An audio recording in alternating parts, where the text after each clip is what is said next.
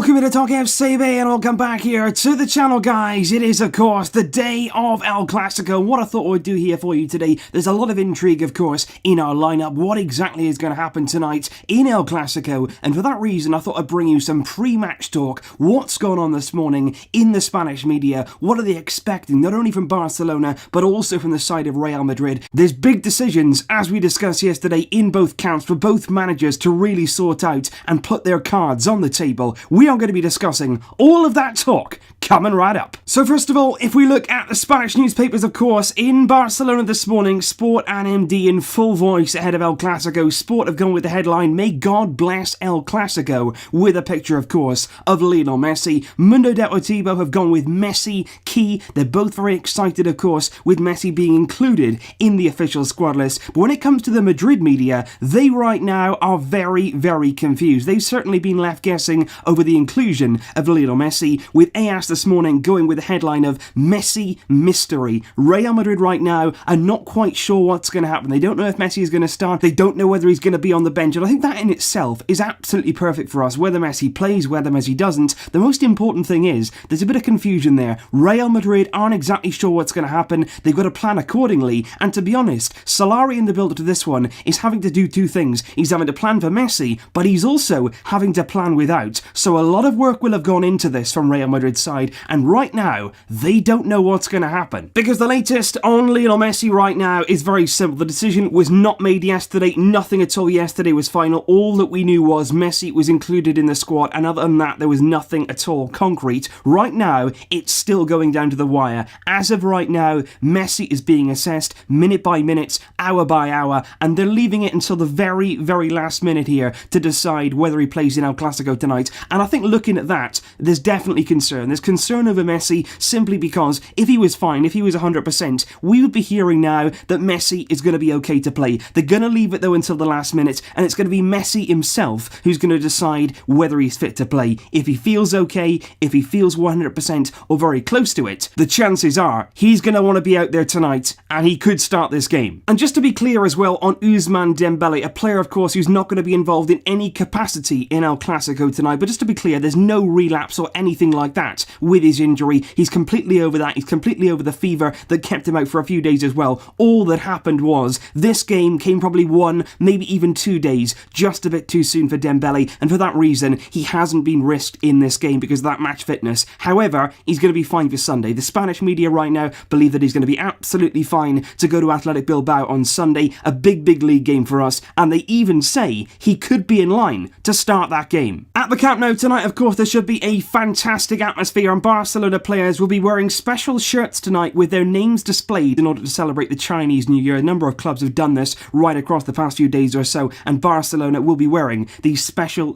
shirts tonight. And if you just look here at Sport, they've gone in depth with what they believe the two teams will line up with tonight, and it's very, very interesting to see what they've included. Obviously, you will notice there the inclusion of Lionel Messi. They believe it will be Ter Stegen, Roberto at right back there, Piqué, Longley, Alba. They've got Longley's number wrong there. Sport, Busquets, Rakitic, Arthur, Messi, Suarez, Coutinho. So no real surprises there. Of course, Messi included, and then Roberto at right back. With Real Madrid, though, they believe that Marcelo is going to come back in at left back over Reguilon. They believe Casemiro in midfield there, and they believe that Vinicius Jr. is going to get the nod ahead of Gareth Bale, and that does seem to be the general consensus. Vinicius here is going to get a big, big chance at the Camp Nou. A lot of pressure on his shoulders, especially with his comments before the game coming into this one. A lot of pressure on him, and Bale on the bench for Real, Sport believe. But I just want to bring you here a report from Marca this morning. It's very, very interesting to me, simply because they believe that in this game, Marcos Llorente could be included in Real Madrid's midfield, simply with the purpose of man-marking Lionel Messi. That is what Marca are saying this morning. Potentially, he could come into the team ahead of Casemiro, and he could start this game just to stay on Messi, follow him around the pitch, and really try to shut him down. And I just want to show you what that could mean, and why actually, if that happens, I will be ecstatic. The first reason, obviously, is that Lionel Messi will be starting. That'll be absolutely great news for us all. But the other reason is, what that will do is, it'll change the entire shape of Real Madrid midfield, and simply because this holding midfield player here is massively important. important because both sides will be lining up with this 4-3-3, and obviously Llorente here is going to be holding, and Busquets is vital. And what that means is Llorente is going to be thrown all around the pitch if he's going to be forced to man-mark Lionel Messi. And Messi is not only a genius with the ball, but without the ball in terms of movement and really dragging players out of position. He is a master. He can affect games without even touching the ball. Because just have a look at what Messi will do. You know Messi, he's not just going to stay out here. He's not going to be idle. A lot of people talk about him walking, but he's always got a plan in his mind. Messi will come inside, he'll just play off Suarez, he'll drop deep, and every time he's moving around, these little subtle movements, he'll be dragging Llorente all over the place. He'll be dragging him out here, and Messi doesn't just drag one player. If Messi's out here, he's not only dragging out Llorente here and creating all that space in midfield for a midfield runner, or for Suarez to drop in, or for Coutinho to come in here and really play in that space. What he's also doing is stopping Marcelo from going forward here and really affecting our defence. He's dragging two players across, and suddenly, you know the quality of Messi. Just because there's two players on him, it doesn't mean that he's stopped. So quite easily, he could actually get through this. He could play a pass through there, he could dribble around here, and suddenly then, there's an overload. So what you do when you man-mark Messi, you take a massive, massive gamble. Because what you're doing there is saying, look,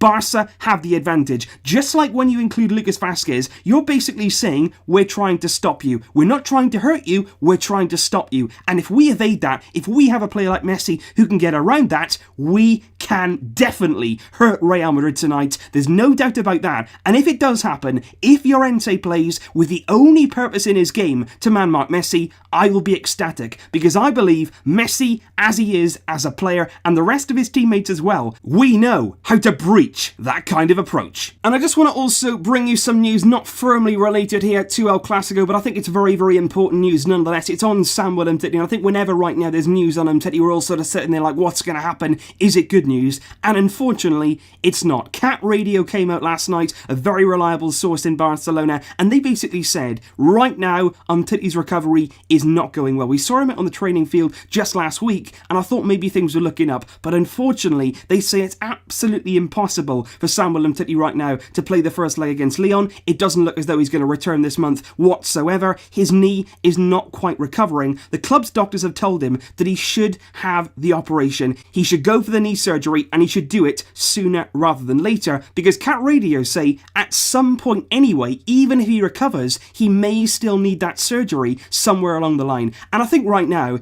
it's just becoming obvious. Obviously, Umtiti has the hope in himself. He believes himself that he can come through this and recover on his own. But I think right now the club have got to say, look, you've got to have the surgery. You've got to go and do this, because we could have acted on this months ago. I've said this a lot of times. We could have been well into the process by now, and it just seems like we're delaying the inevitable. It just seems like we're wasting time here when he might need the surgery anyway. Knees are very delicate. Knee injuries are very difficult to overcome. If you can have that surgery, which will sort it, which will help it, which will heal it, I think go ahead and do that, certainly. I'm no expert by any means, but I just think the club now, they're certainly growing a little bit impatient here. They have always wanted Umtiti to have that surgery, and he's just been resisting it. But I think as time goes on, it looks more and more likely, unfortunately. And I want to finish with this, guys. Just have a little look at this picture here, and that right there is Nike's version of a Barcelona away shirt. And I just want to say now, what on earth are they thinking about? That came out this morning, again in the Spanish media. A bit of news for you this morning, a bit more light-hearted, without the pressures of El Clasico.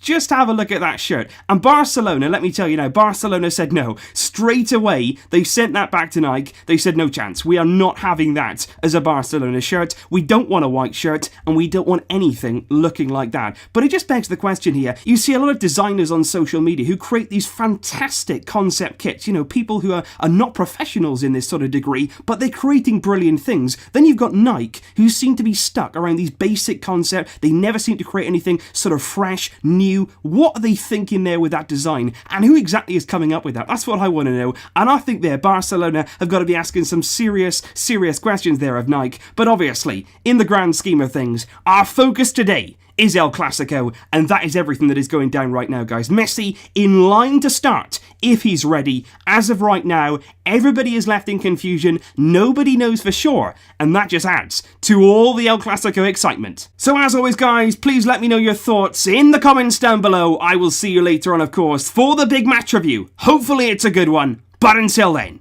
as always, Visca El Barça.